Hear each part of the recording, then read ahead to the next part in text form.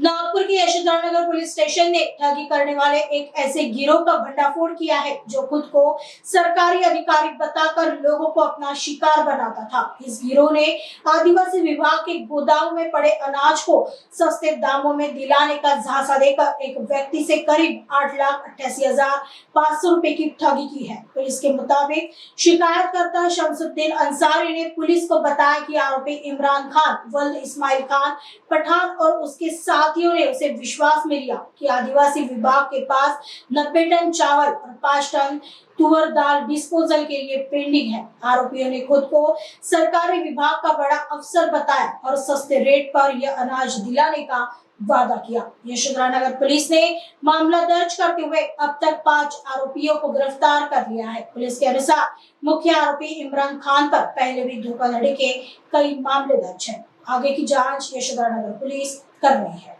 यशोधरनगर police station मध्ये फिर्यादी नामे शमसुद्दीन उर्फ बबलू वल्द कमरुद्दीन अन्सारी वय 38 वर्ष राहणार संघर्षनगर यशोधरनगर पोलीस ठाणे यांनी दिलेल्या तक्रारीवरून गुन्हा रजिस्टर नंबर 233/2026 असा दाखल आहे।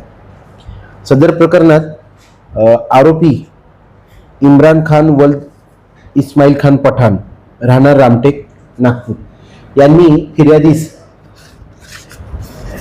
आदिवासी विभागाचा डिस्पोजल साठी गोडाऊन मध्ये पेंडिंग असलेला जवळपास 90 टन तांदूळ व 5 टन तूर डाळ जी आहे ती तुम्हाला मिळवून देतो स्वस्त दरात असे सांगून आरोपीने फिर्यादीकडून वेळोवेळी इतर आरोपींना शासकीय अधिकारी असल्याचे दाखवून फिर्यादीकडून 8,88,500 रुपयाची रक्कम वेळोवेळी घेतलेली आहे।